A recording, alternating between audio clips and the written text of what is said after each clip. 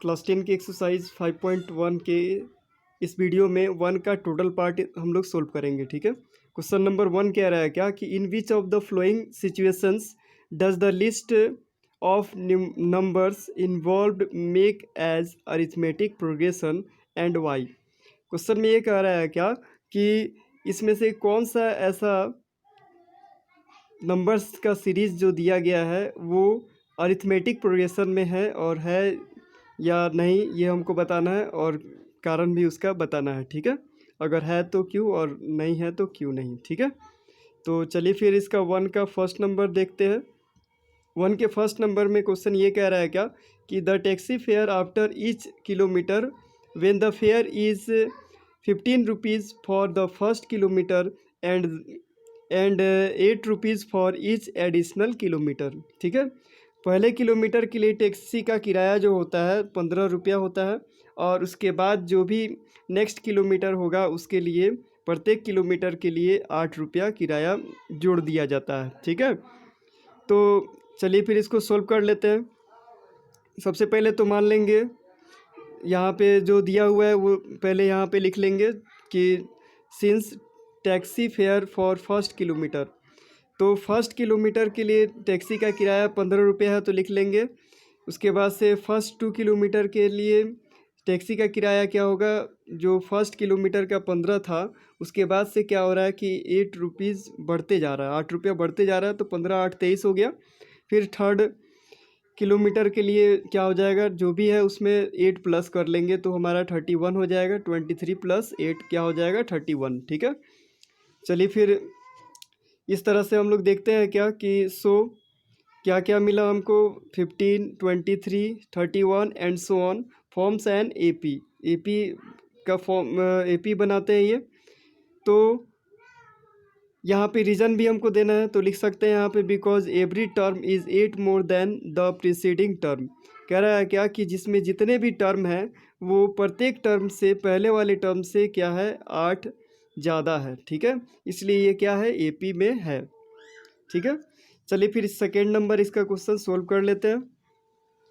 Question number second में कह रहा है क्या कि the amount of air present in a cylinder when A vacuum pump removes 1/4 of the air remaining in the cylinder eight A time. कह रहा है क्या कि कुछ एयर का अमाउंट सिलेंडर में भरा हुआ है, मतलब प्रेजेंट है सिलेंडर में, है ना। तो कह रहा है क्या कि बताना ये है कि ये वैक्यूम पंप द्वारा इसमें से एयर निकाला जाता है, तो जितना भी निकाला जाता है रिमेनिंग पार्ट का फिर 1/4 करके निकाला जाता है। ठीक है, तो हमको बताना है कि ये सिचुएशन एपी में है या नहीं है। ठीक है, तो चलिए फिर इसके लिए हम मान लेते हैं let the amount of air present initially in the cylinder x, मान लीजिए इसका वॉल्यूम। ठीक है, एयर जो प्रेजेंट था पहले से सिलेंडर में वो एक्स था। उसके बाद से amount of air left after first removal, पहली बार जब निकाला जाता है तो इसमें कितना एयर बच जाएगा, तो एक्स में से हम क्या करेंगे एक्स का 1/4 पार्ट हमको निकालना है। ठीक है, ऐसा क्वेश्चन में कह रहा है। तो सिंप्लीफाई करेंगे तो क्या आ जाएगा 4x - x क्या हो जाएगा 3x/4, ये फर्स्ट टर्म में निकालेगा ये। उसके बाद क्या है कि amount of air left after second removal, second times जब एयर निकाला जाता है तो कितना जो है अमाउंट एयर बचेगा, तो पहले कितना था रिमेनिंग 3x/4 था, फिर 3x/4 का 1/4 पार्ट इसमें से निकाल लिया जाएगा तो क्या बचेगा 9x / 16। ठीक है, 4 चौका 16 हो गया, एलसीएम 16 हो जाएगा, तो 4 3 12 में से 3 घटाएंगे तो 9/16 इतना x हो जाएगा। ठीक है, चलिए फिर उसके बाद क्या लिखेंगे कि amount of air left after third removal के बाद कितना एयर जो है रिमेनिंग बचेगा, तो 9x/16 था। अब क्या कह रहा है कि इसका 1/4 पार्ट इसमें से फिर निकाल लिया जाता है तो क्या बचेगा 27x/64। इस तरह से हम कह सकते हैं क्या कि x 3x/4 9x/16 and so on not forms an AP because the difference between the successive terms are not same। प्रत्येक टर्म्स के जो डिफरेंस है वो बराबर नहीं है। क्योंकि इसमें जो डिफरेंस है देखेंगे 4 एकम 4 में से 3 घटाएंगे क्या आएगा 1/4 इंटू एक्स आएगा। इसमें से सिंप्लीफाई करेंगे तो क्या आएगा 16 एलसीएम ले लेते हैं तो 4 3 12 में से 9 घटाएंगे 3x/4 ठीक है। तो एक बराबर डिफरेंस सब में आ नहीं रहा है तो इसलिए क्या है एपी में नहीं है ठीक है। चलिए फिर इसका नेक्स्ट क्वेश्चन सोल्व कर लेते हैं 1 का थर्ड नंबर ठीक है। 1 के थर्ड में क्वेश्चन ये कह रहा है कि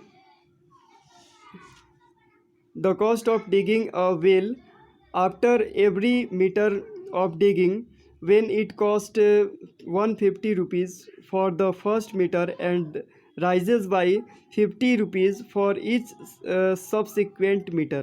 कह रहा है क्या कि एक कुएं खोदने के लिए क्या किया जाता है कि फर्स्ट मीटर अगर कुआं खोदा जाता है तो 150 रुपया चार्ज लगता है ठीक है। उसके बाद जितने भी मीटर कुएं खोदे जाते हैं उसके 50 रुपये चार्ज लगते हैं ठीक है।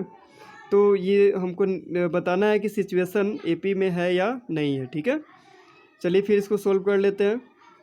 चूँकि since cost of digging for first metre equal to 150 rupees है, सेकेंड मीटर के लिए क्या हो जाएगा 50 रुपीज़ बढ़ते जाएगा, इसमें 50 रुपये जोड़ते जाएंगे। थर्ड मीटर के लिए फिर उसी तरह से cost of digging for first 3 metres equal to 200 था, उसमें 50 प्लस कर देंगे तो क्या आएगा हमारा 250 हो जाएगा। इस तरह से हम लोग देख पा रहे हैं क्या कि हमारे पास क्या सीरीज़ मिल रहा है इसकी सहायता से 150 200 250 forms an AP because every term is 50 more than the preceding term, क्योंकि प्रत्येक टर्म क्या है पहले वाले टर्म से 50 अधिक है ठीक है। एक बराबर डिफरेंस है, कांस्टेंट डिफरेंस है, तो यह एपी में होगा। चलिए फिर इसका नेक्स्ट क्वेश्चन देख लेते हैं 1 का 4 नंबर। कह रहा है क्या कि